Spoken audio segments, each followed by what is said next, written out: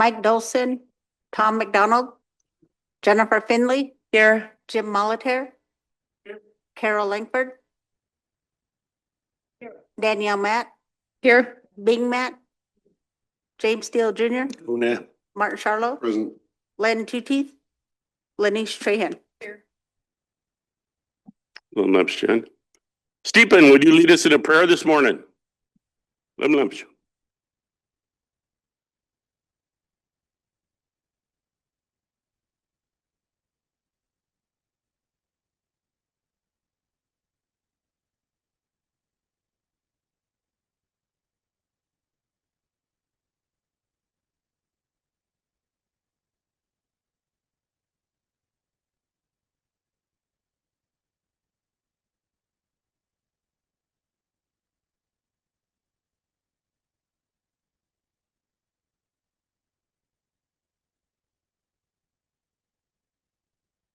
Lum Lumps, Stephen. All right, we have minutes from Tuesday, December 9th for your consideration.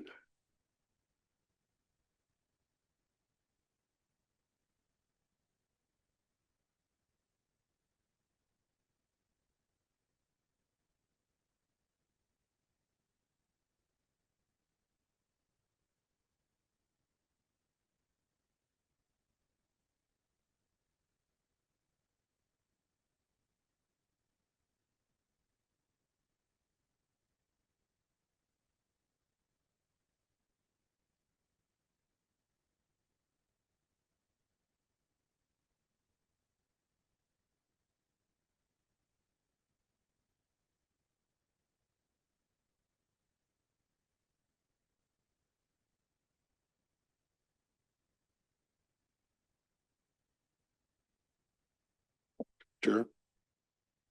Go ahead, Martin. Could I just make an addition to the minutes? Probably right before my motion on page 3 or after the or somewhere basically saying that due to our resolution for climate change, we should be encouraging property and supply and all departments to look at the feasibility of electric or hybrid vehicles. Absolutely. Good comment.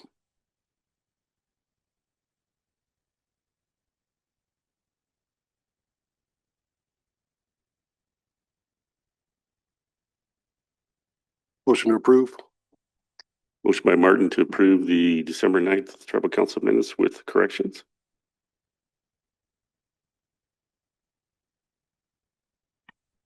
Second by Carol. Any further discussion? Seeing none, all those in favor?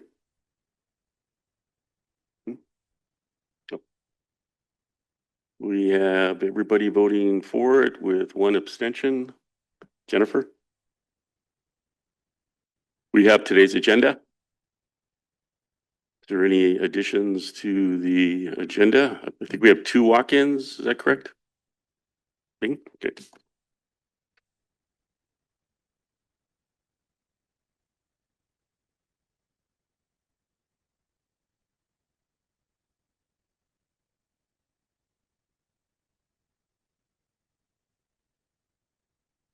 Should be okay. Any other additions or corrections or changes to the agenda? Seeing none, motion by Carol to approve today's agenda with changes. Second. Second by James. Any further discussion? Seeing none, all is in favor? Unanimous. Okay, Jen. We have Stephen. Stephen. I want to interrupt your donut, but come on up. Wherever you're comfortable.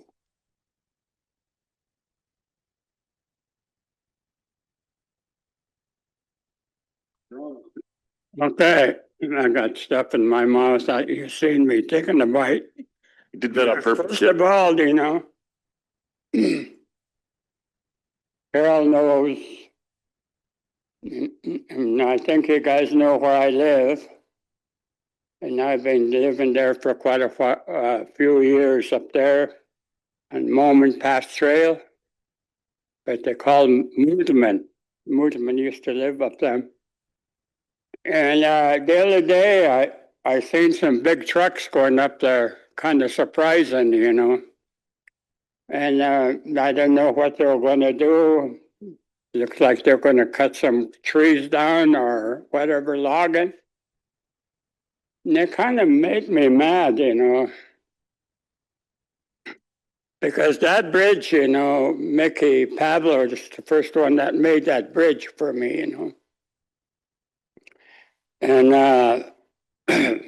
now I want to talk first before the forestry does. So anyway, and Pete Beaverhead was a medicine man. He kind of raised me, you know, because my mom and my dad kind of split up, you know. And he always calls me my boy, you know. And he asked me, he said, you should have a place up here for, I said, I got no land. So we contacted council and they gave me 2.5 acres, not quite 2.5 acres, but where I'm living now, you know. And I got that horse from Hungry Horse, you know, and anyway, I've been living up there ever since, you know. But that road, they never explained it to me why. I don't think that road I think that road was kind of a private. I might be wrong.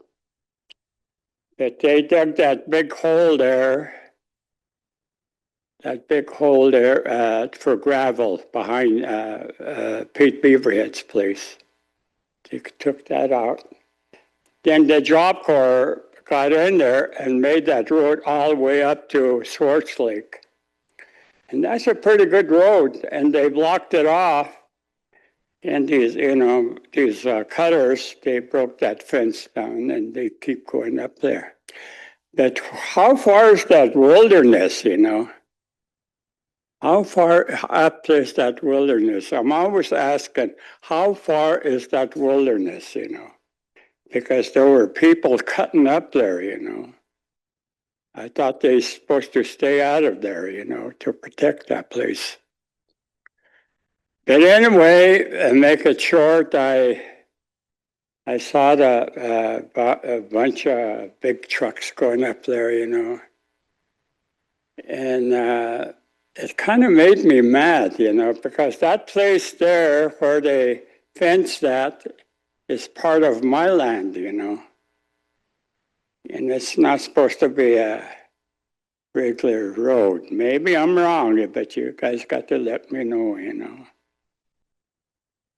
So the other day, when I saw the forestry up there, not these guys, I don't know who was it, and the big trucks. They were up there parking, and it's the same way with cutting on, you know, wetland and stuff, you know, in the canal, you know. They didn't ask me to cut those limbs and trees, and after they got done, this was a few years back, then they wrote me a letter, you know. We're going to come and cut your place, you know, some of those.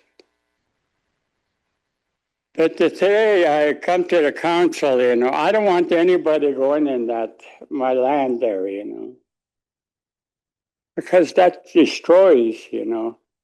How many years did it take to get that paved road there from there to the Job Corps, you know? I used to come and say, hey, we need a paved road, you know. And these big trucks, they destroy the roads. And I just asked the other day, we had a meeting at Job Corps, when they're going to fix that road, you know.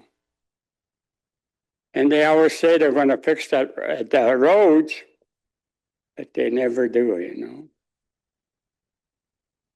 So I'd like to block that off. If that bridge, it's not going to take very much of a haul there, you know, with logging trucks, you know. They could go the other way, you know. I know the other way is a really rough road, you know, from there to the, and seeing like, I haven't even talked to these guys yet, you know. Maybe they're not even going to cut there. I'm just talking, you know. I don't even talk to these guys. They didn't come and see me or what, you know. I'm not mad at them, but if they go through my land, I'll be mad at them, you know. So that's the deal. I want to know, you know. I don't want them to go through my land because I know how those logging trucks could really wreck a place, you know. And they wrecked that place down below, and they never did refix it, you know. And it took years to get that highway through there to the Job Corps and all the way up to my place, you know. They could go the other way, you know. They could go tribal land. From here, you could explain it to the councilman where they're going, or I was here the other day. And that's a lot of good places up there, you know.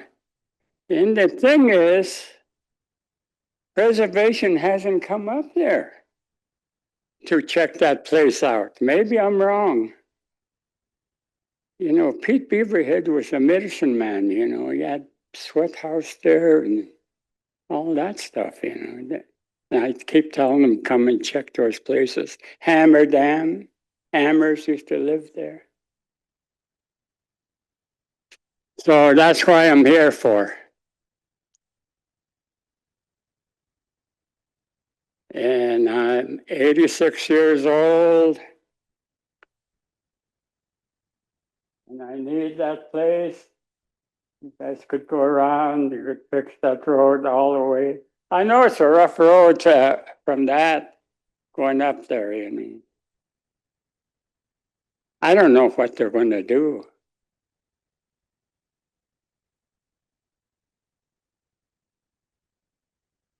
That's my complaint. Okay, Stephen, we do have forestry here. We can answer some of the questions. Yeah, I they can- could explain it to me. Yeah. I talked to. We approved the timber sale. It wasn't exactly their haul routes weren't identified, but the treatment polygons were, which most of them follow the wilderness buffer zone. I think they all follow the prescription we wrote when we drafted the plan back in 1995. I helped write that plan, but the wilderness line starts above the houses, above your property. The canal bank is the western or the lower elevation line of the buffer zone. Then it goes up the hill. The wilderness line starts some places at least 1/3 of the way up the mountain side. So it's quite a ways up there. So there's quite a bit of landscape in there that's in the buffer zone that they're proposing to do treatments on. Most of it's uneven age or small group select type logging. The timing, I don't know when it is. That road, my understanding is your road, the bridge on the canal by your house.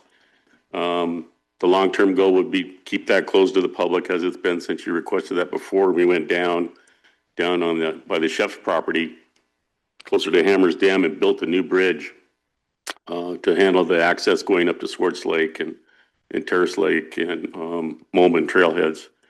And we opened up that old rough logging road that you're talking about through the state section. I don't know. I'd let forestry describe what their travel plan is for logging in there and when they would start. Pat or Stephen or. But the thing is, I'm asking, where are they going to come out, you know? They can answer that. And right, you know, my house is about from here to that truck where that road is, you know. I don't want them coming through there, you know, because I fought for that place, you know, for a long time. It was given to me from Pete Beaverhead, you know. And the thing is, you know, dust kills and everything kills and, you know, are you want to say something? Wait, Pat? Yeah, I appreciate your concern and talk on this. And we did try to do our best to come to the elders committee and bring these areas to your guys's understanding. I guess me as an outsider, I didn't do a good enough due diligence realizing where you lived, you know, where that road was even yours. It was my understanding that that road was a tribal road. And so But maybe you that, mean tribal area? what's that? You said tribal I area? thought it was a tribal, I thought it was in the tribal road system is what I thought. To speak on preservation, they gave us the clearance. They said that they got eyes on that whole area. That was done by Travis R. Lee, and a couple more people that lived there. So just to speak on that, we did submit a request. We did try to do our due diligence when it comes to that. We're not trying to pull the wool over anyone's eyes. You're my boss, right? I mean, tribal members are my boss. So, the idea was so it's about 150 acres. It's past that allotment, so it's past that second cattle guard if you're heading east. The idea was to take it through pasture land over that bridge because that bridge was rated out by county folks as being the most sound bridge that's there. So that was the reasoning behind taking that way rather than going up through Hammers Dam, where we'd have to do some work on that bridge over, you know what creek that is? Up north of there? North of the 4,000. I can't think of what the creek is, but It's Crow Creek. It's the main Crow. name of Crow Creek. it's Crow. Okay. I remember I had to rebuild that bridge once too. I don't know who it was. It ran the Caterpillar over it, crushed it. You might know, Stephen. Yeah. So I will say that was the initial plan because it was the best route to take. Why don't you go around? Well, and that's why. Why don't we go up north through Hammers Dam? Is that what you're asking? Yeah. Yeah, and that's the reasoning why. For one, the bridge to get over that creek needs a lot of work, and then the bridge going over the canal, I think the approach was a little too. Yeah, which What is, about my bridge? what's that? What about my bridge? I fought for 3 times to get a bridge all the time, you know. Yeah, And Carol knows that she had to put planks on there herself, you know. You know, nobody cares, you know, about, you know, I'm an elder, you know. oh, I know, yeah. And I know you guys are the tribe for tribe, you know, working. You should respect my ways, you know. Yeah, And if I come here and I say, I don't want you guys coming my land, you know, you should say, well, okay, we'll go around the other way, you know, or some way, you know. I got 2.5 acres there, you know. Are you, that bridge is concerned to me too, you know, to the people that live there, you know. yeah. But you guys didn't come and say before, well, I'll get a hold of them later, you know, we'll bring our big stuff up there, you know. And I looked out there and there was a big, there's a big chip off that that bridge already, you know. Yeah. So anyway, I don't know how much that bridge going to take. Big logging trucks come through there, you know. It's going to bring a lot of dust and all that stuff, you know, and besides tear and stuff, you know. Well, I do understand and I do apologize.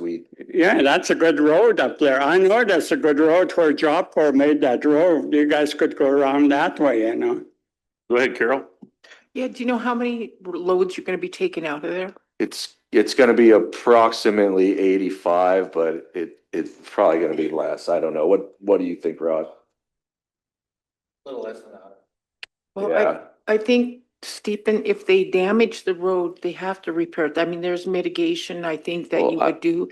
Plus also the roads department built that bridge, paid for it. And so forestry has the ability to use that. But like I said, if it does get damaged, they need to repair it. They need to fix the bridge. And I'm sure you're gonna stay on top of that and make sure, but I understand, having trucks go by your house. It shakes and everything else, and I don't know what else to tell you. If it's too hard to change roads, it doesn't sound like that's a possibility, because there's a lot of money. Yeah, there's Go. a lot of cost involved with, and this actual timber sale is not a big money maker. The idea behind this timber sale is to treat the fuels that are in the buffer zone. And part of the byproduct of that effort of treating these fuels is there is some revenue going to be generated from the removal of some trees, but it's not a big money maker, but it's necessary to ensure that, firefighter safety, public safety, the health of the forest. It's not a silviculturally based prescriptions that we're using up there, but it's more of a spacing to try to keep fire on the ground rather than it spreading through the trees. And I do apologize that we probably didn't convey the message maybe as well as we should have.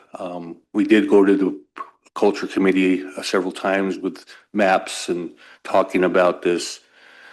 And my understanding is that that road was there, and we've come across this in a lot of different places where roads were put in originally for the extraction of timber. And then, of course, where roads get put in, people, say, hey, this might be a good place to live, or a nice place to be. And so houses start going in, and that kind of complicates things. But we're going to ensure that that bridge is going to be taken care of. We've talked to the county. We've had them come out and rate the bridge verbally anyway, to tell us that yeah, it was sustaining that kind of traffic. We won't be bringing any machinery directly over it. What we do is we put the machinery on lowboys, and then the lowboys go over the bridge. Then we offload the machinery on the other side. So there won't be tracks going across there ripping up those boards. But we're already prepared to replace those boards if they start getting damaged. Hey, I don't understand, Of course, you guys never explained to me, when you guys cut the trees down and stuff, is, you're going to bring logging trucks through there, right? Yes, Big, logs. yes. Okay, see, that'll tear up my bridge again, And people says, well, we'll take care of it after you're dead. And the road down below, you guys cut out that, and there was big holes in it, and it was never done before. I saw it, But the thing is, I don't want you guys going through there with the logging. I'm 86 years old, I'm a full-blood Indian. And if I say no, it'd say, well, we'll go around the other way. Why ain't you guys going the other way? Because it's so easy to go through our land there, Now when you got 2.5 acres there, Yeah, well, it was the most economical benefit to the tribe as a whole to use that road. And that's what that road's primary use was. Because my land doesn't mean nothing, then you guys are going to say, well, I'm just going to go through there and destroy that land, We're not going to go off the road. We're not going to destroy the How land. many loads logging trucks are going to come through there? Maybe 50, maybe 100, Yeah, we said 80, 85. And we've talked to the logger to ensure that, when they do go through and across that bridge, that they were gonna not, they were gonna be very careful in going across that. They were not gonna speed across it. They were going to slow down, and that they were going to use their best ability to not damage the bridge. And that's supposed to be not even a private, that's not even supposed to be a road up there, you know? Years ago, it was just nothing but, I remember when we lived up there with Alexander Beaverhead and them, that was just a plain old road, you know? Just a car. Now these guys are making a gravel road out of there, and I went and asked the tribe, and they said, go ahead. They didn't come and ask me or anybody, you know. You should ask, you know, before you even do that. You go ask the councilman says, sure, go ahead, go right through there.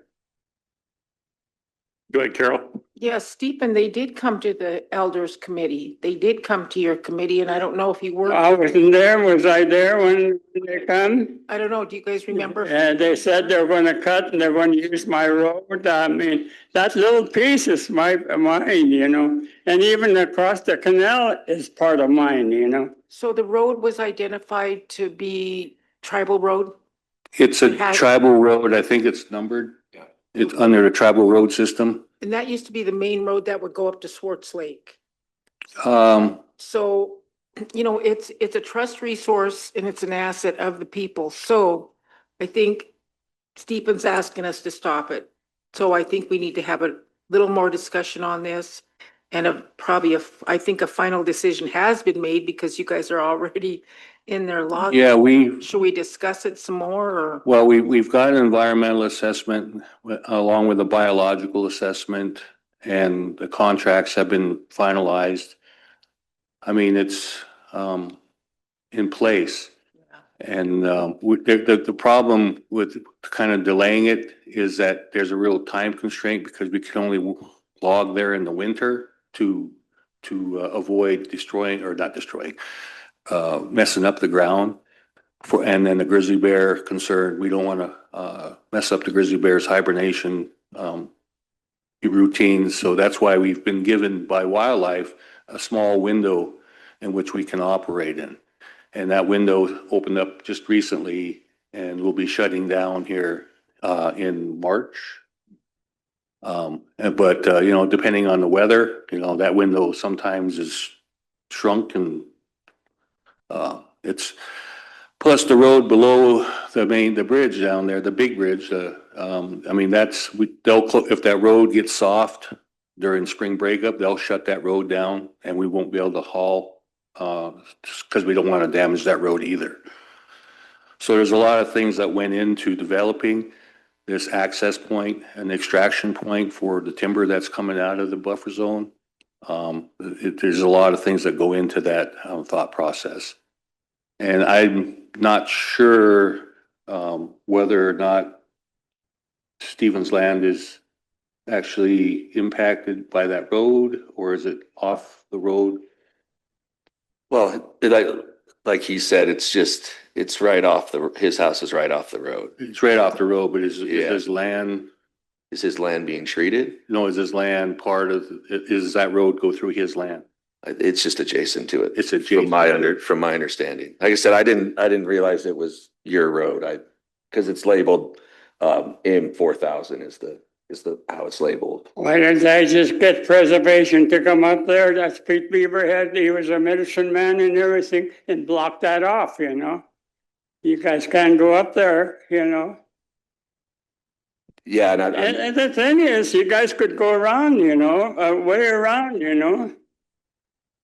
Why can't you go way around, you know? Because it's so easy to go through my land, you know. yeah, just it was the bridge, the work that would need to be done on those two bridges north of where we're at. That's why the decision was made. Because of that bridge? Because of the bridge going over Crow Creek and then the bridge. Because it's so easy to come down through there? Well, The cost of Yes. fixing that bridge. You should go around. We tried to put another bridge in, and we had a grant for that, and because of the timing, we we're supposed to start the sale last year. We ended up losing funding for the installation of that bridge. And that bridge installation would have cost us $120,000, which pretty much would have made this sale, break even. So you already approved this, that they could go up there and use my road right through my land and that bridge. Why didn't you ask me? Stephen, the process allows for public comment, and they went to the elders groups. They advertised in their EA. They did their due diligence as far as getting public comments. It's unfortunate that you didn't comment, or you didn't know about it, or somehow you missed the presentation about the buffer zone timber sales. It's quite lengthy. It goes all the way down to Ashley Lakes, goes all the way up north. It's a good sized timber sale, multiple roads and ingress and egress. It sounds like though their timing would alleviate some of your concerns. So dust abatement shouldn't be an issue. Road breakup should be minimized by doing it when the ground's frozen. And so your main issue would be the maintenance and care of that bridge, which is the bridge you need to have to get to your house. And it's right in front of your front lawn. So just that level of people coming by is still only going to be forestry and logging activities, not a public access.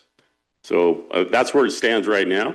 It's unfortunate that we couldn't afford to build 2 new bridges, one across the Crow Creek, one across the A Canal, farther down by Senecals, down by Sias's, but that wasn't feasible. I guess that's what they're saying. It wasn't feasible. Yeah. So the only bridge that can carry a logging truck in that whole vicinity is the one at your house. Yes, that's what the truth of what they've been proposing. I should just blow that bridge up so they don't have to come through there. And the other thing, we're talking about the bridge. What about the road? How about the road we fought for so long, from the Job Corps all the way up to the bridge, That's all tore up, Here we're talking about the bridge, why not the road? You guys will tear it up, We will maintain it after we're done and periodically as well. Yeah, they always say that, but I seen them when they did that below and they put a bunch of holes in it and they never did, they never did refix that. I'm not quite sure the area you're talking about, but Yeah, they logged down there. At Hammers Dam and those places, It's because that they had a state land. I think we should talk about this, But you guys said you already seconded it and all that, You didn't come and ask me, I just got that little part, I'm fighting for, And it's close to my house. You know how close that is, You'll be having dirt and everything through there, dust and everything. And that's what we fought for, that paved road, how dusty it was, It was killing the animals, horses and whatever, We fought that for about 15 years. Finally, they put a paved road there. Do you guys care or not, Jennifer? Yeah, thank you, Steve, for coming in. I know you guys always do your due diligence over there. My question to you is, can you just explain what the proceeds of this benefit and how this overall action that you're doing benefits the tribe? Because you're doing this because it benefits the tribe. Yeah, that is correct. Any timber sale that we do, all of the revenue generated by the extraction of timber or pulp goes directly to the tribe's coffers, except for 10% monies which go to help run the forestry program. So 90% of the money, stumpage revenue, goes to the tribe. And I understand that revenue goes to child protection services, the officers, the social programs, whatever the council sees fit, how to spend that money. It isn't, and then that's one benefit is the funds that are generated, but also we're addressing issues in the forest health in itself, and especially in the buffer zone, since that has been designated as a special area. We're not looking at extraction for monetary value. What we're trying to do in there is address the issues of the fuel loadings that are in that, and that's why they call it the buffer zone. It's the buffer between the wilderness and the regular forest, trying to reduce the risk of stand replacing fires that could initiate either from the wilderness down or from the regular lands up, trying to make a buffer there so where we can have a defensible space for our firefighters, make it safer for them to address these fires that could start. And if fires do start, we have the fuel loading is removed or reduced, reducing the risk. It never eliminates the risk, but reduces the risk of major stand replacing type fires. So the actions that we do enhance forest health, enhance the tribal funds, and also provides employment and jobs for the tribal people. Here's what I would suggest and offer to council, that we take this up at the chairs meeting with Tony and Kashola and talk about the potential of the ramifications of changing or altering or offering more protections that Stephen is asking for. You know, the one thing that, you know, I always thought was, you know, you don't want to have one route that's ingress and egress, you know, to get your fire equipment across. And so this is the argument that goes towards Stephen's concern. The more bridges that we have that are sustained, you know, heavy tanker trucks and fire equipment, in the event of a catastrophic fire, the better we're going to be able to protect Stephen's house, other people's houses, and the wilderness resource and the tribal timber base and all the resources that are up there. So I guess that's one evaluation that we could, again, look at. But changing something that's already been initiated can cause a lot of different problems, Stephen. And what we can do is promise you that your bridge will be in just as good or better condition after the sale. That's one thing we can try to make sure happens. But we can evaluate this with the other folks on Monday morning and get back to you, Stephen. Will that work? Well, I'll have to get preservation up there, you know. That's good. You can Maybe go talk they'll to them. block that off, you know. They Yeah, haven't good. come up there all year, you know. And I keep telling them, you know, where Pete Beaverhead's house is, you know. Yeah, go ahead, Martin. Thank you, Mr. Chair. And thank you, Stephen. I mean, one thing that, as far as, you know, when you guys come to the elders committees, there's a ton of information. There's a lot of, you know, just talking to the group. The information doesn't always get conveyed, obviously. I think he was may have been at the meeting, but as you know, elders don't always hear well, like my dad. So talking to the individuals would have been great. You know, preservation should have probably, you know, they know him well enough that they could have talked to him. And so, you know, just communication with the individuals that, you know, we can predict this. So, you know, Stephen, we'll put some, I don't know, we'll put some oil on your road, you know, we'll do what we can, but for this one, you know, maybe we can put it off, but it's going to have to happen for the fire safety. You know, we don't want your house to burn down either. You know, we don't want to have to evacuate you during a fire. So, you know, the prevention up there is important. We don't want the missions to burn. I mean, that's ultimately what they're trying to do, is prevent the wilderness from burning. And so, you know, humans go where the roads are nice. So the nicer they make that bridge, or the nicer they make any of these bridges, people are going to go up there. And so that's the double-edged sword that we have here. So if we could shut down all roads up in the wilderness, that'd be great, but we can't. So. But you don't know how hard it was to get that paved road in, and that's hard to get those bridges in there, you know. You know, I had to go and I had to say, hey, I need a bridge, you know. Well, we can't help you. Then she come up there and said, I'll put the two boards in there. You know, and it took a long time to get that paved road up there, you know. Now it's getting all tore up. I just talked about it the other day at the job corps with the elders. And I said, who's going to rebuild this, you know? There's logging trucks, there's big trucks coming up and everything, you know. Tony? We got Tony online, Stephen. Go ahead, Tony. Hello, Mr. Chair, Hesco Expresia. Good morning, everybody. Sorry, I jumped on late here. Didn't know. Yeah, I'll sit down with forestry and look over the road management plan here real quick. When they get a chance this afternoon or after this meeting, go over that, and I'll sit with preservation also, and we'll look at it and figure out some mitigations and make sure that there's some protections in order for Stevens Bridge and Stevens Road there. And then I'll come out and visit with Stephen here, either late today or on Monday, Stephen. I'll drop by and visit with you. Well, much, Tony.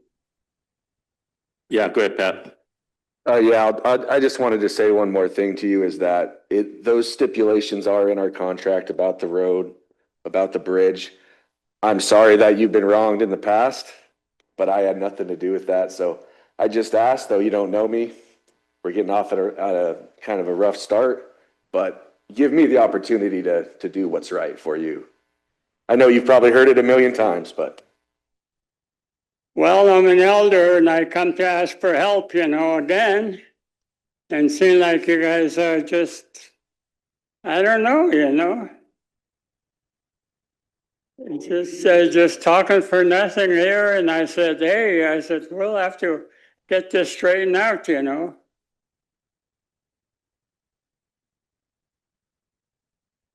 I just don't want them coming through there, you know.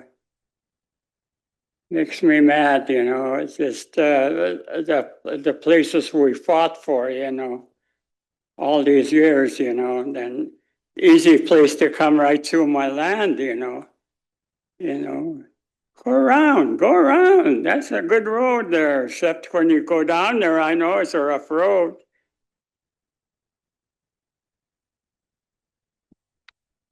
Just want to add one thing with the buffer zone plan that's in place. Road building is really prohibited. We're kind of have to use roads that are in place. Road development is not part of what is supposed to happen in the buffer zone. So we're kind of have to use what's available to us, and really anything in the buffer zone, north, central, or south, is a logistical nightmare, and trying to figure out how to extract anything out of that. So just wanted to make sure that the buffer zone plan, the amendment to the forest management plan is part of this discussion. You know, it took me a long time when I got that house, you know, up there to clean all that up, you know. It was just nothing but bush, you know. And it took me a long time to get it clean and where it stands now, you know.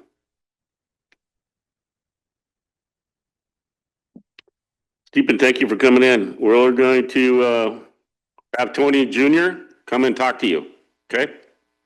You'll talk to me? Yep. When? Tomorrow? He said he's going to get right on it.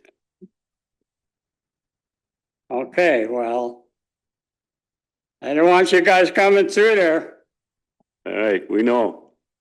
I'll stand in the way you guys could run. So I just want to, we've already, there's already in place some activities. Exactly. And that's what we need to discuss. Yeah. so the expediency is probably. Yeah, it's, I don't know. Things have been signed and activities been started. Yeah, Steve, come on out to my office, will you? What's that? You and Pat, come on, stop to my office if you can. Oh, in Job Corps? That's where my office is. Yep. Yeah, I gotta stop out and talk to Ron real quick first, and then we'll head out that way. Okay.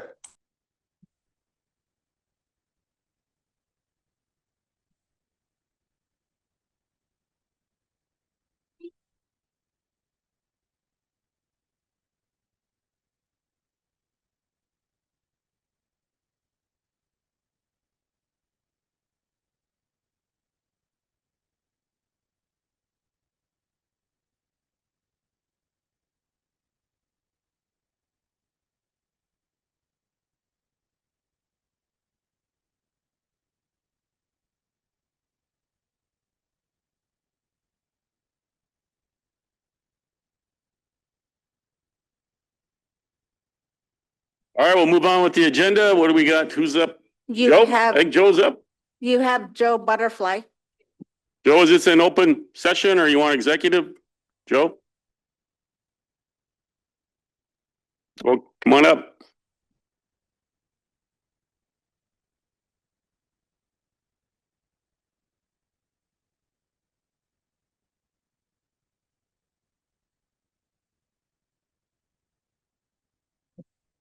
Morning. Well, I guess what Steve is talking about, it kind of hits me too. I mean, he's talking about sacred land, Pete Beaverhead, and I'm sure it's hitting him hard. But I know we got like this big money for irrigation, and that's where I'm at right now. I'm losing hours right now just to be here, but for a different matter. But some of these bids need to come out, coming through that Hammer Dam. And I spoke with Mark Simpson, our engineer at Kicking Horse. And maybe, but like I say, if we do new bridges, we need to gate them. Because then it just gives access for non-members and tribal members to go through there. But if that's a better access, but it's like, say, it's already in the works, and he missed out on that. Just like some of us miss out on a lot of things. But anyways, if that pipe came through to help Kicking Horse Reservoir, that's where that pipe's coming through. It's about 2 miles of pipe coming down from Hammer Dam. And that should just be like, maybe put on their agenda for us to help the Kicking Horse Reservoir and to help with that bridge, the access. Because if we look at Big Knife, that looks pretty devastating by the Dancing Boy. That whole hillside just bare now. You just look at the snow and you can just see what the fire did there. The buffer zone and then some, the wilderness, the primitive forest. Same with Redhorn. You can look at that. It's raped that mountain too. But anyways, on my agenda, I just did a remortgage. I helped. Thank you guys if you were part of it. I did all this paperwork and now they're trying to put me in default again. They're all on their own agenda. Seems like talk to one person and I made a mortgage payment and then they made me pay less. So now I'm told I got to come in and sign paperwork, but I already signed it on October 3rd. And then because council approved extra $100 on our per cap, long story short, I got my per cap, but I signed it over for my mortgage, but they sent me my per cap. So the department head through the enrollment says they should waive it because they notify everybody that there's a deadline to put in for per caps. So now from the other lady that says, oh, calls my wife and says, oh, you bring in $50 and you both need to come and sign another waiver. So we already signed this waiver. So then I talked to the lady then they say, oh, well, the accountant lady, I don't know why she didn't charge you the full payment. So now it's why I owe $50 more. So I come to talk to Tom And then he says these people are directed to not foreclose or put tribal members out, whether it's through lands, credit, or housing. So now she's going to put me in default because now it's not $50. It's $300. Now she wants $300. And my wife already just said, well, they're being nice. They sent us a per cap. We haven't seen a per cap probably for 4 years. So, but when we refinanced, this is where it gets, when we refinanced with this lady in the tribal credit, she's like, has us to refinance for about 141,000. That's to take care of our short term and our second mortgage through housing. And so basically we're at about 123 what we owed, but I came home to work. I've been on the road for probably 12 years, and it's been hard to come home to work because I thought, well, I'm a tribal member, I can get a job. And I can't get a job. I'm overqualified or I'm underqualified. Nobody wants me stepping on their toes because of all the knowledge I've learned building highways, building substations, and just doing a lot of civil work. So I picked up a lot. So now I'm here helping with the irrigation project, fusing pipe, building walls for our new intake structures, putting the pipe in the ground, and it's good to be home, making good money like I was on the road. But dealing with this credit, I mean, we got rid of Bud Gillen and he says, we don't want you to lose your home. So in exchange, we get rid of him on the credit committee, and then we hire his wife to be department head, and now she's out to get me. She wants me to be in default. Like I say, there's 4 of them in there that are all on their own page. They're all doing their own separate thing. There is no department head. It was like when Craig Spar was acting, it was like, well, when Pete was in there, at least you got to talk to somebody and he was directing everybody. But they're all doing their own thing. And they don't know that, well, the one lady wants me to sign papers and bring $50. The other lady shorted me $50 from making the correct payment. I just paid it because she goes, oh, let me do the math. So she comes back. I said, okay, I'll pay it. Then that's what you want me to pay. That I'll pay it for December. So I was $50 shy, not knowing. So then I paid on the 3rd, but obviously the bank or the credit didn't get my payment till the 8th, which was Monday. So now that's when we get the call that we need to make this $50 payment and sign our per caps over again. But we already signed that paperwork at the title company when we refinance on October 3rd. So before that, before Bud left, I paid $1,800, and now I'm still at almost $142,000. I never got a receipt for the $1,800. They were supposed to send it, and I never got it. So where did my $1,800 go? Towards the mortgage. Supposedly that's what I paid, but it's on my bank statement. But it doesn't show anything where when I refinanced, it should have been at least where we refinanced for like 140 at least minimum. Could have been a little bit less with throwing in $1,800 the day they were going to try to work with us. So here I am asking for a little more leniency just because they messed up. And like I say, because like 2 weeks after we refinanced, then the other lady in there, the compliance lady, sends us a paperwork saying our case has been dismissed in tribal court and it never went to court. Our foreclosure never made it to court. But here she's still sending us paperwork saying that it was dismissed out of court. Prior to that, we had 2 certified letters prior to even seeing the credit committee. We picked them up from the mail. And then after that, she had some guy that delivers these same letter that we picked up from the post office. He came to our house twice within a month. The same paperwork.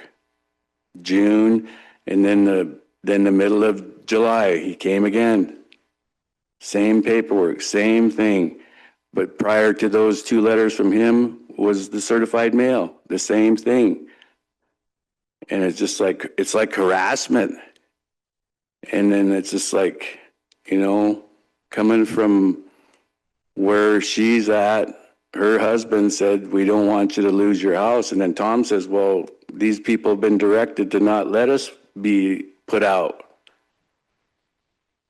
I mean, yeah, I probably got a pretty good chunk of land for what I got it for, and it's probably valued, tripled that in value. Because it's fee simple, it's got its own irrigation, it's got its own, it's a little ranch, and that's what we made it into.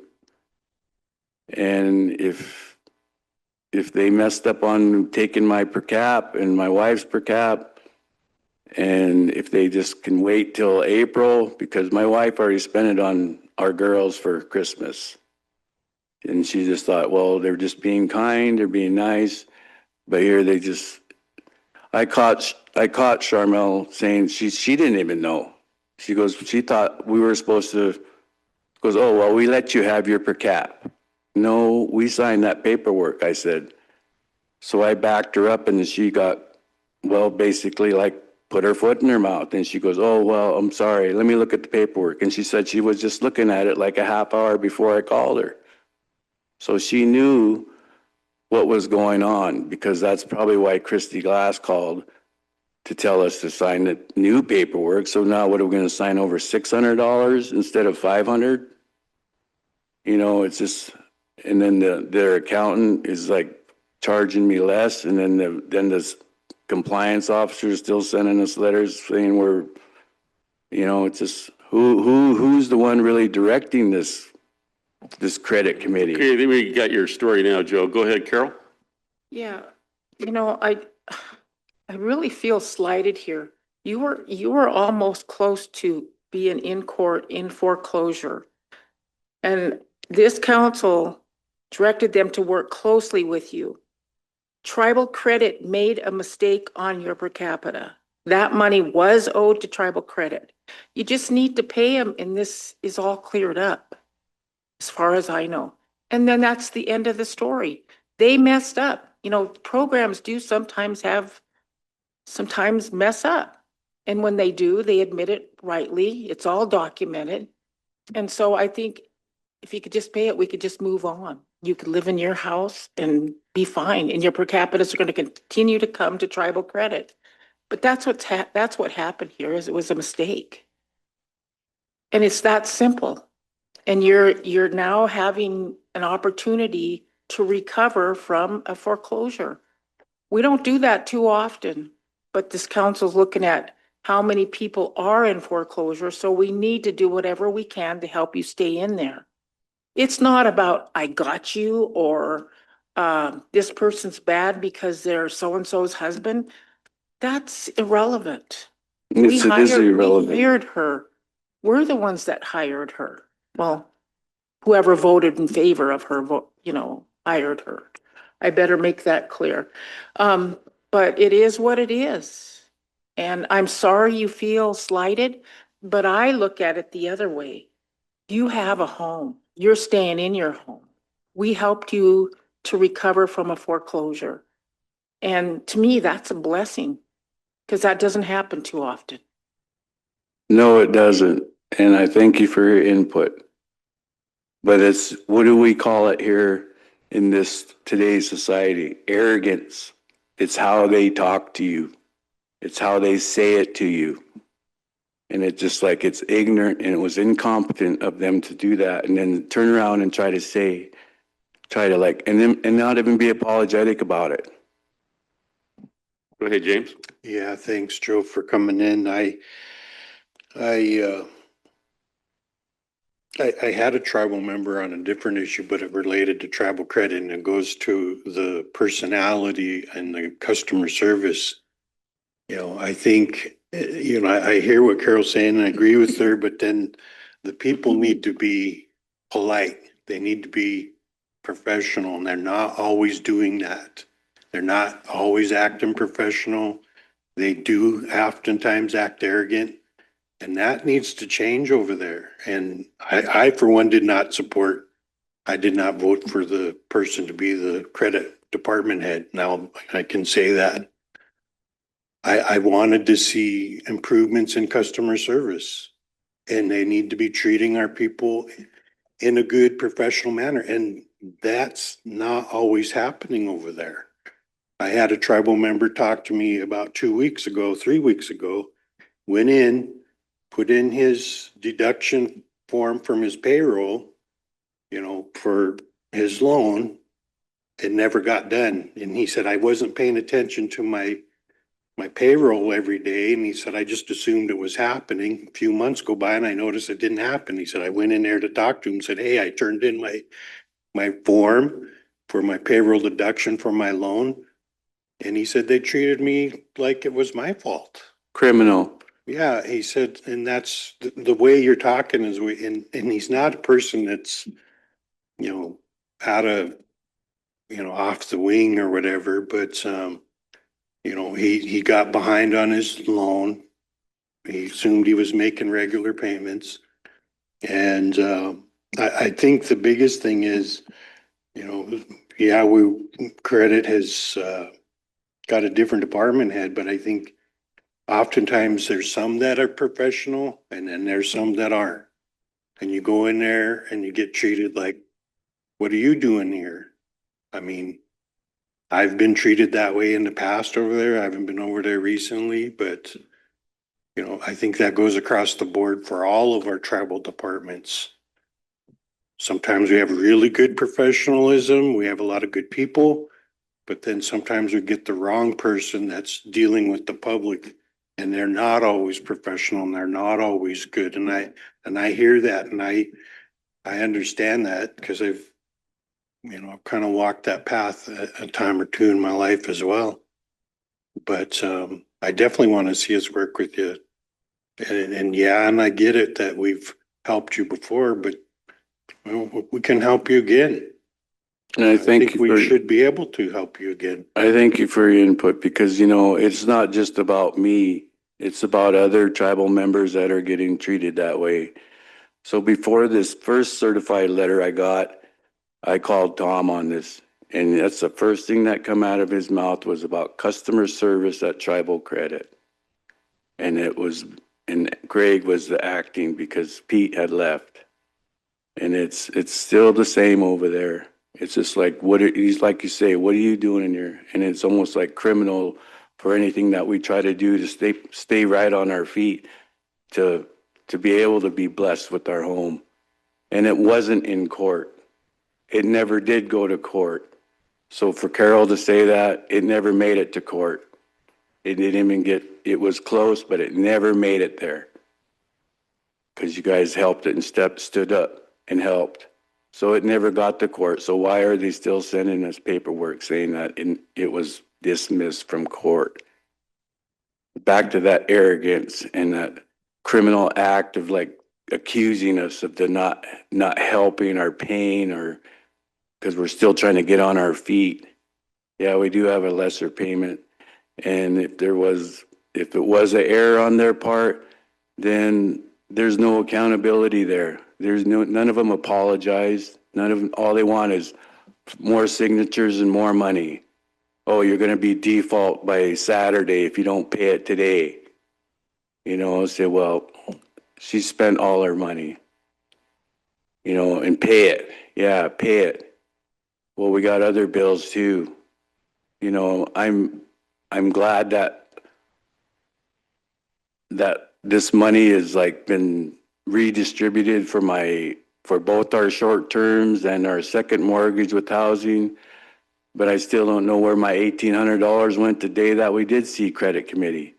Because I still refinanced for $141,000 and they never sent me a bill or like a receipt showing that I paid $1,800 that day just so I would stay out of court and show that I'm making an attempt. Because some of these council members say, give them $25, give them $50. It shows you're making an attempt.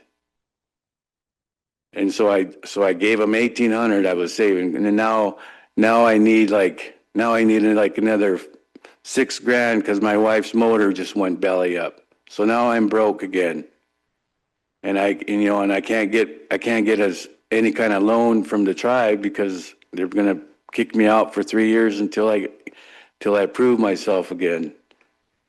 So now it's like trying to be hard to be working on this irrigation and R. Lee while she's trying to like get by with what we have here. And it's basically, she doesn't have a perfect running car.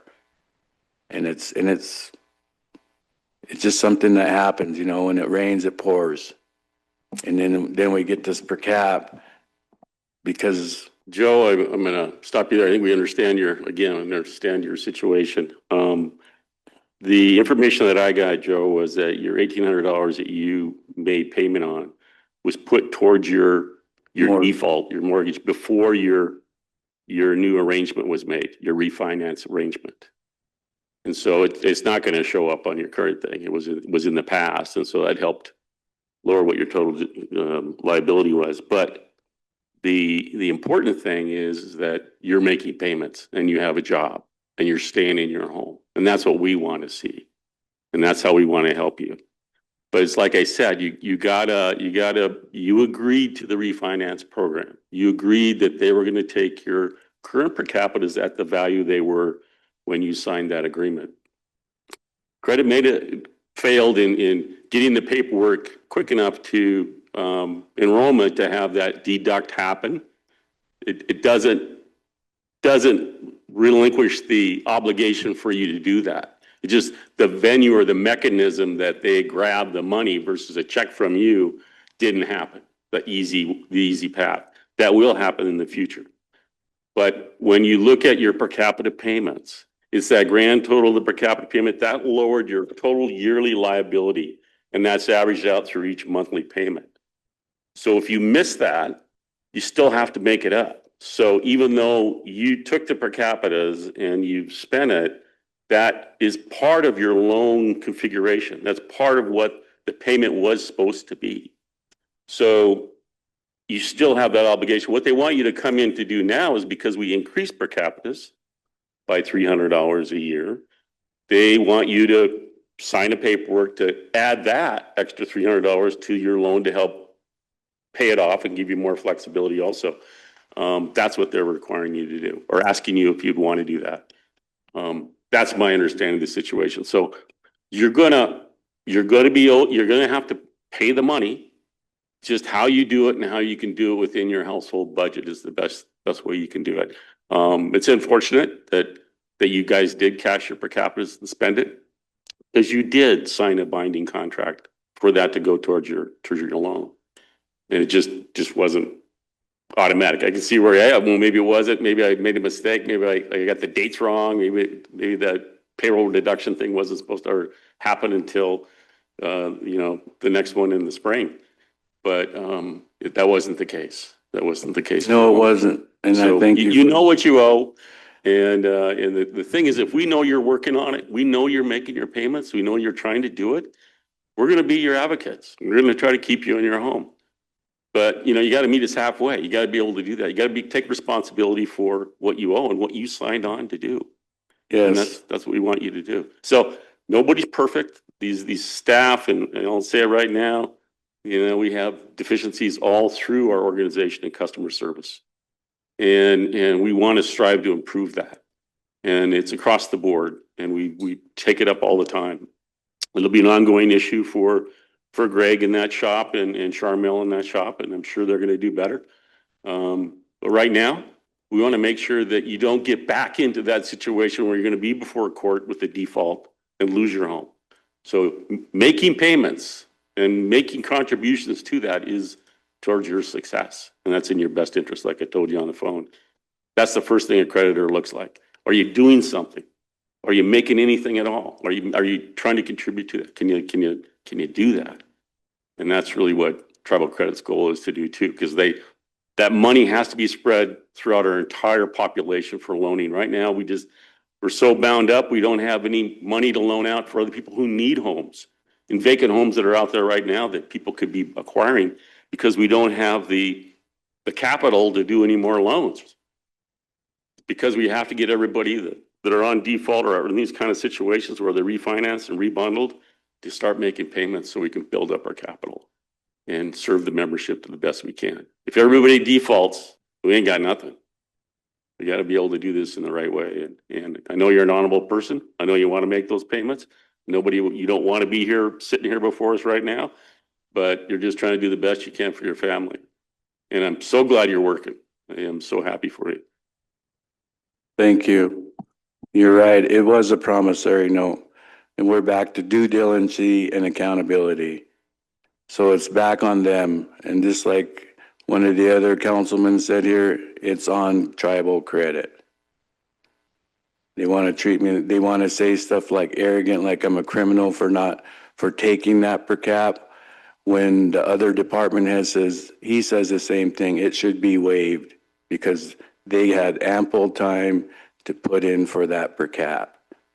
And why we got it was unknown to me, and they didn't say, she made it like well, we're just letting you have your per cap and you can pay it out of your kindness of your heart. And I would have, but they never called, they never said nothing. So when she said, oh, you made your payment on the 8th, and it was the 8th that I called her when I talked to you, I said, no, my bank statement says that payment went through on the 3rd, before per cap even came out. I didn't even know I had a per cap. So it's just like, so then the other department head through enrollment says, well, they should just waive it. That's on them.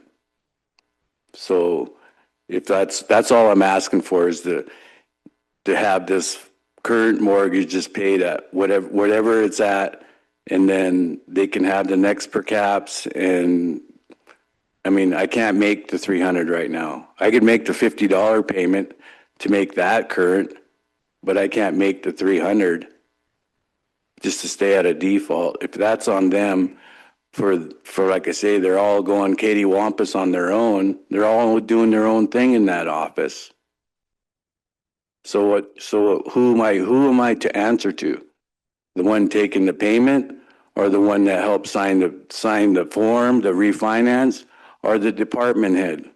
Because now I'm back down to the compliance lady. So as they're all doing their own thing, then it's just like, yeah, who am I to answer to over there? Here's one thing I could say, Joe, is that you did a whole new refinancing. And no matter what, you owe the money. And just because the electronic payment didn't occur doesn't forego the need for you to make that payment. It's part of your finance package. So you want to be able to make that, because it's just a little bit each month. It's not like you're paying the full. If I correct me if I'm wrong, Greg, but it's that total amount for the whole year per capita decreases your loan amount you owe, because they're giving you credit for it. But it's amortized over each monthly payment. So you're going to have to make it up no matter what, even if. Till April. Yeah, because it was supposed to be there. So is that right, Greg? That's exactly right. The amount of the anticipated per cap was factored into the monthly payment, making it that range that was affordable, given the expectation that the per cap would have been collected. Correct. And That's just the math of it, it is the math of it. Yeah. Because the first payment I made was like $250 more. And I was just like, and Christy wasn't in the office. And she goes, oh, I'm sorry, you weren't in the system yet. So my actual payment would have been $512 but I'm not in the system yet. So if I'm not in the system yet, I'm still making that extra $250 anyways. Oh, okay. I'll make the 762. So she called me back 2 days later and says, oh, sorry, you weren't in the system yet, but we'll take that into account. Your regular payment is 512. So then the next month here, December, I make a payment, goes, oh, what are you gonna pay? I said, the regular payment. Oh, let me do the math. So she cuts me short $50. And it's just like, now I owe $50 and you want me to sign over another extra $100? That wasn't in the package. I already signed that. So per cap, I guess I'll get $100 for gas or whatever, but that's up to me, whatever I want to do with the $100.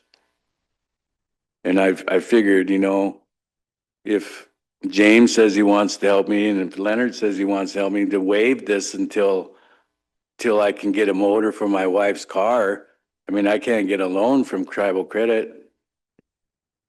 I mean, I got to get another motor. She works too. And I can pay the $50 just to make the 512 right now, and that's it. I mean, if I dig into the other money, then it's just like, well, I guess you just have to hitchhike to work, you know?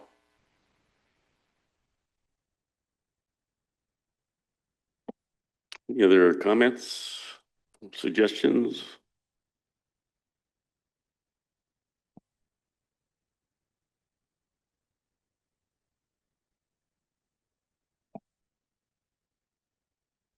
Right? I have a note here about, you commented that you received a letter from our compliance officer talking about the case in the courts being dismissed. And I have a note here and I'll follow up with them. My understanding is that before the foreclosure prevention loan was processed, you were in the process.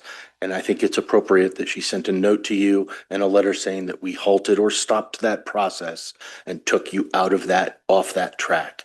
But I'll find out from them and make sure that that's what that note was in reference to. I'll also make sure to get you a copy of the receipt for how the $1,800 payment was processed so that you have that for your records and we have accountability on both sides for where that $1,800 was applied. And I think I have your email address and I have your phone number and I'll make sure to get that to you today. And I'll make sure to follow up with a phone call. Thank you, Greg. Go ahead, Len. Thank you, Mr. Chairman. And Joe, thanks for coming in and letting us know, especially regarding customer service, because that's something we've been working on for years. And that's something we need to address.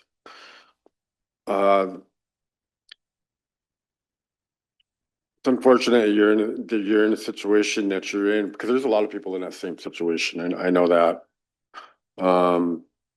I just I think we just need to feel fortunate that it did not go through the court process, and and you and your family are still able to live in your home.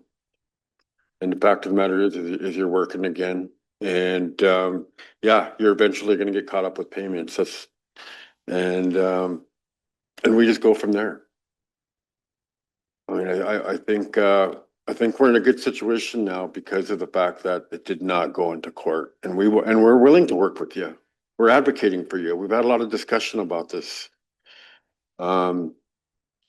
Unfortunately, there's only so much that the council can do based on the policies that are in place. But we don't want to see you lose your home, and everybody gets behind on their bills. That's just part of life. That all happens to the best of us, and it's just a matter.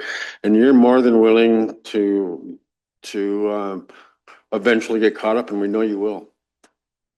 I think that's where we're at right now, and we're going to continue to advocate for you, and because we don't want to see anybody lose their home, especially this time of the year. So that's where I think we're at. But I do appreciate the fact that the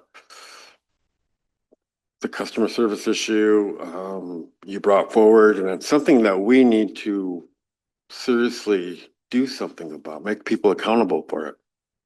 But anyway, that's all I had. Thank you, Mr. Chairman. Thank you, Len. I think what I would just like to say in concert with what Len said is that you're working. And you're trying to make payments and you're making payments. So, I mean, that's for a lending institution, if they see you're working, even though, you know, that's why that's why refinancing is such a good thing, rebundling, maybe getting lower interest rates, you know, putting things together. It's all a way to keep yourself out of, like we'd say, bankruptcy, you know, just moving ahead. And that's what you're engaged in. And it's obvious that's what you're doing. That's what you have on your side, Joe. That's, if I was, you know, a credit board member, that's what I would be looking at. And I think that's what they will look at. We're not the ones that are making the loan. We're not the ones that signed off on it like you did. It's you owning it and you doing the best you can to implement it. And if you're doing that, people see that. People recognize that. So, you know, make payments as much as you can and see what happens. I mean, yeah, it's unfortunate that the electronic deposit thing didn't happen on your, this last per capita, December per capita. I'm sorry that didn't happen. That was, that would have kept you out of this. We wouldn't be here right now, right? We wouldn't even Right. be here. So, but the problem is that you did know that it was part of that note. It was part of that refinancing, that per capita was included in that package. So you need to take ownership of that. You need to take ownership of that.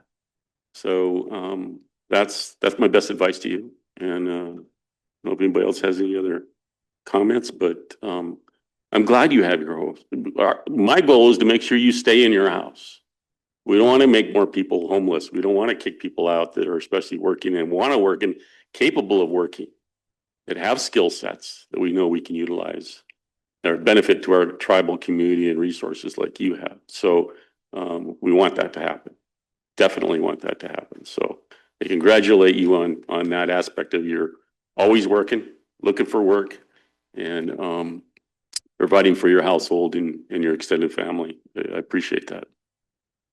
So basically, you're not gonna help me with how the other department head says it's on them. You should be able to help me waive all this extra $250 a month until April. In my current circumstances with having to buy a new motor. Well, one thing I'd say, because I haven't seen your loan document, your refinance document, if it specifically states that in your refinance document that the only venue that this is going to happen through is through the electronic deposit, through enrollment to tribal credit, then I think you have a good standing there. If it doesn't specifically state that, you don't. That's just something people voluntarily do. I'm going to do electronic banking and I'm going to have you go send the bills to my bank account. I'm not even going to see it. It's just going to happen out of sight, out of mind. That doesn't lessen my obligation of owing that debt. It may not happen, but I still have to pay that.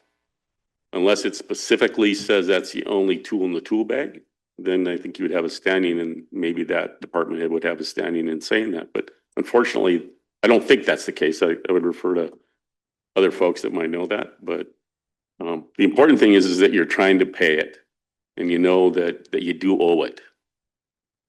Yeah, and you're right. It is a promissory note. But through this whole process of doing this new promissory note, once I go into default, I'm out like in less than 30 days. I have an eviction notice. It doesn't even go to court. Like when I first signed up. When I first bought this home. Now I can make a little bit of a payment here and there. And back then it was like $888.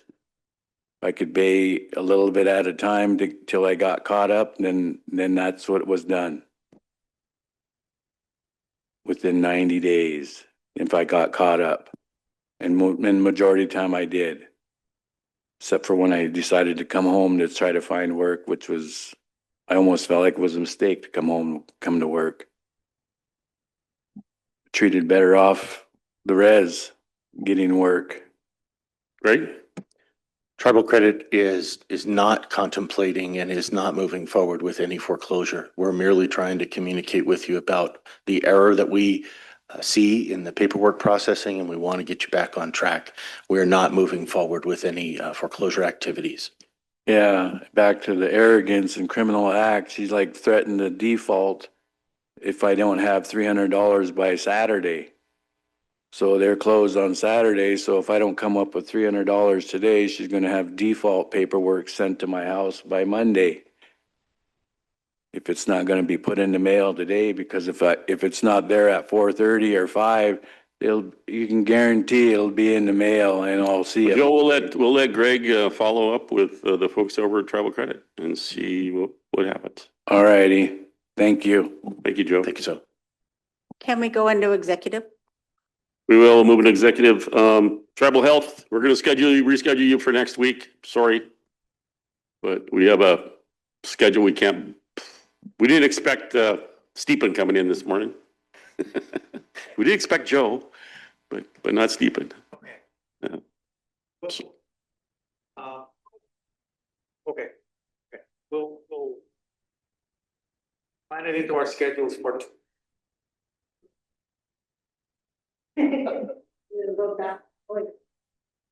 Sorry about that. Move into executive. I think it would be important for us, I would entertain a motion for allowing Tribal Health to expend their FIP supplemental funding of 10,000 and waive indirect on it. Motion by James, second by Carol. Any further discussion? See none, all those in favor? I think we're unanimous. No? Good. Dan? I'd just like more time to read through the documents that we didn't get to review in their entirety. The IDC? Oh, the This quick one? this is the $10,000 grant. Oh, sorry. Yeah. Yeah. Yeah, no, I know the other one. I know the other one, yeah. So unanimous? Okay, unanimous on that one. And then you had a proposal to go outside for a nursing service for AYA, for a non-competitive contract to provide nursing oversight or leadership for a short-term contract of up to 1 year. Motion by Carol. Second by Bing. Any further discussion?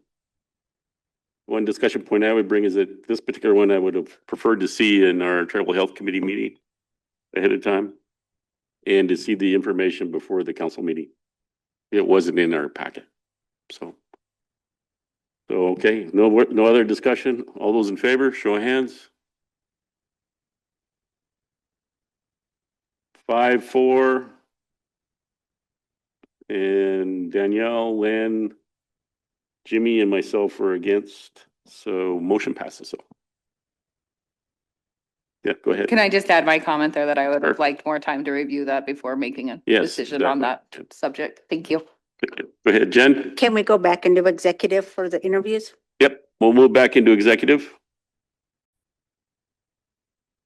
Make a motion to appoint Mariah Camel to the Gaming Commission. Motion by James to appoint Mariah Camel to the Gaming Commission, second by Danielle. Any further discussion? Seeing none, all those in favor? Unanimous.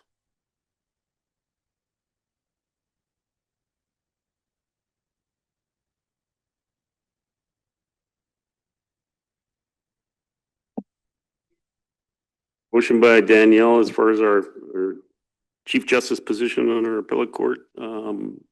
Danielle makes a motion to accept our polling for James Taylor for a 4-year term as the Chief Justice. Yep. Second by James. Any further discussion?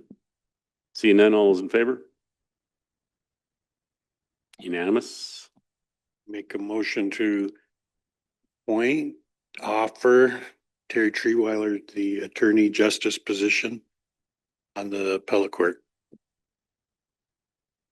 The position being vacated by Position being vacated by Jim Taylor. For just the remaining Remainder, term, right? remainder of the term.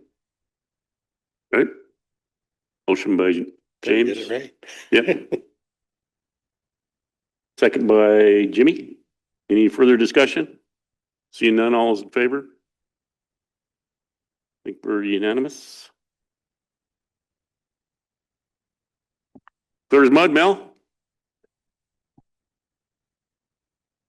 Stay out of that high river. Pretty muddy.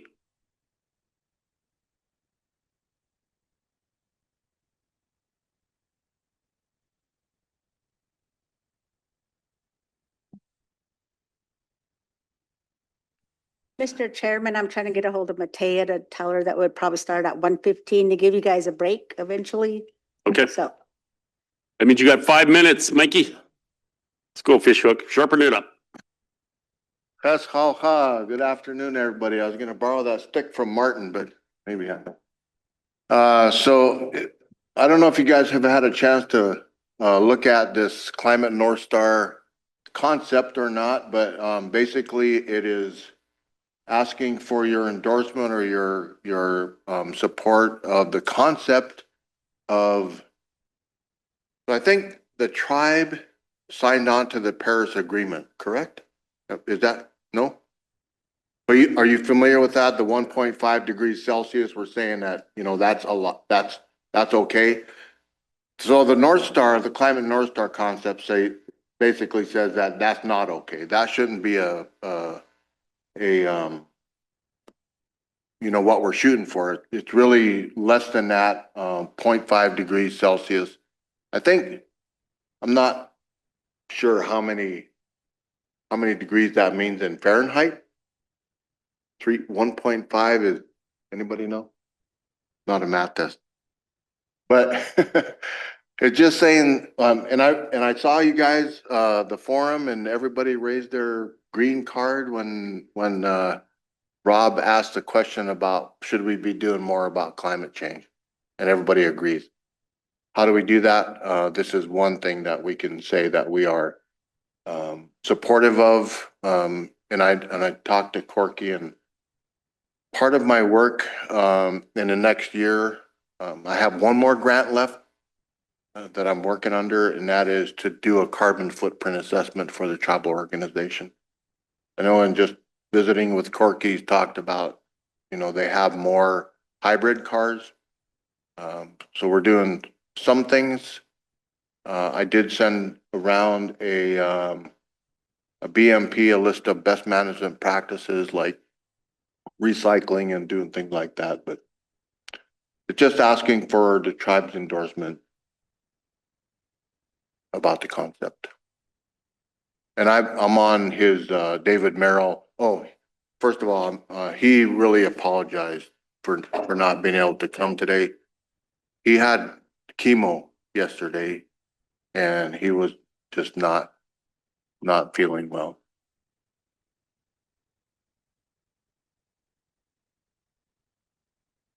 Any question?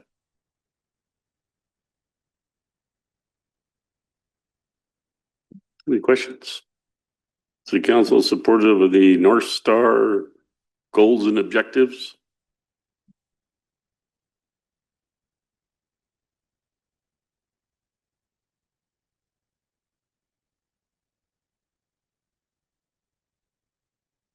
There's no financial, we're not asking you to contribute any money or anything like that. Pardon me? I think just consensus, just to say, we support that.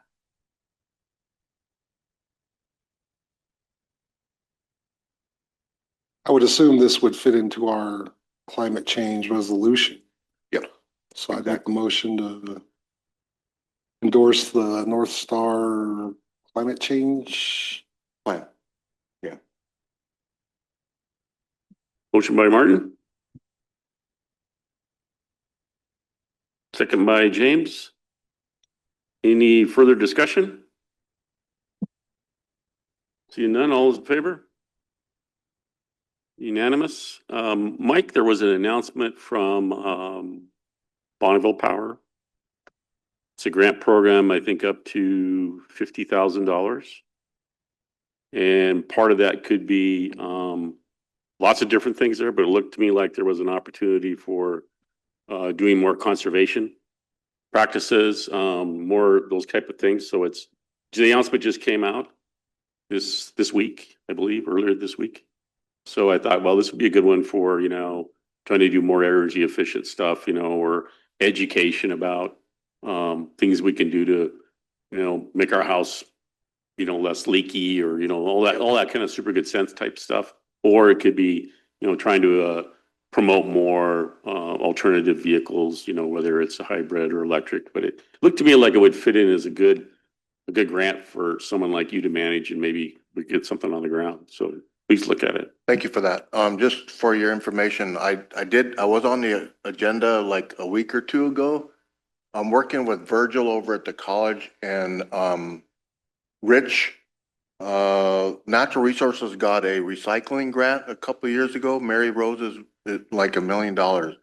But we're looking at $1.5 million grant to try to do more like repurpose those plastics, not just gathering them up and bringing them to the land or the recycle center, because I don't know if you guys know this, but a lot of that does not get recycled, even though we think that they're recycling it. If somebody throws contaminated something into the number ones, then it all goes to the landfill. We want to be able to take those, not just the one, but the 1s through 5s, and recycle them and make products out of them, actually make products. So we're working on that. We will bring that into you guys. The deadline for that grant, it's an EPA grant. It's called SWIFR, Solid Waste Infrastructure or something, to build a facility that we can bring in those plastics and reuse them. Mr. Chair, Go ahead, James. not to be confused with sniffer. Sniffer? Sorry, No, bad, sniffer. bad joke. The other thing, Mike, I noticed, I was watching the news probably last year sometime. This young high school student back east somewhere had this idea to start making people dispose of their lithium batteries, in whatever it is, flashlight or whatever, properly, rather than throwing them into the waste, because it was causing fires and things like that. I remember watching another video where the garbage truck was going down the street and it caught fire in the back because there was lithium batteries in the trash that caught fire. Yeah. And so is there any thought or idea in the realm of, electronic waste, and I know that they do the collection of those from time to time. I know IT tries to do that. But in addition to the plastics, is there any thoughts or ponderings in terms of, what do we do with all this electronic waste that we, our throwaway society? We have to get a new expensive cell phone every so often, and all of the minerals and metals that are in there. But anyway, side subject, but I absolutely agree with that, to take the plastics and try to make a good product with them, something, recycle them in a good way. That is something that the kids are looking at real close. The Eagles program, the Environmental Advocates for Global and Local Ecological Sustainability. So Polson, those kids are looking at microplastics. So reduction of microplastics in our environment. So we're starting to do that with more schools, looking at how do we reduce those microplastics. That is one thing that we need to. Mike, I forwarded you the BPA announcement. It came through BPA Tribal Affairs. And so you have it now. I just forwarded it to you. But it's an educational program to up to $50,000, and conservation and some other things are part of that. So I think if we just applied, we would get it. Yeah. Yeah. Okay. Up to 50,000. So you kind of shape it that way. The other thing that I wanted to bring up, I think Martin brought it up, kind of our directive initiative is climate change. We really need to have people put that on their course filter, because it's frustrating to come in here and listen to people come in with capital equipment and they're not even considering fuel efficiency, their carbon footprint or anything like that. It's not even part of their scoping for equipment. And so it would be great to somehow work with property supply or whoever, you know, at least on the capital side of it. And then also on our John Nyson buildings and facilities, new construction, that we always do that's a course filter that it has to go through. Yeah, that's kind of in the process with the grant that I'm working on with the carbon assessment and. Well, this doesn't need any process. This needs you to just put Just your to do foot it. down But and implement tribal policy. that's kind of where I was going, is that it's gonna take policy. We can't just have them volunteer, you know, to Well, yeah. recycle. They won't do it. Yeah, well, the directive is very clear and broad. Yeah. So I think you got the hammer behind you. You just got to remind these folks. And sometimes I have to hear it 10 times, Thank you you. know? Yeah. Thanks, Mike. Absolutely. Thank you. Lam. All right, we'll take a quick break and be back at 1:15. You guys can adjourn and then you guys are going into that. Oh, that's right. Okay, we're adjourning and then we'll be back here at 1:15.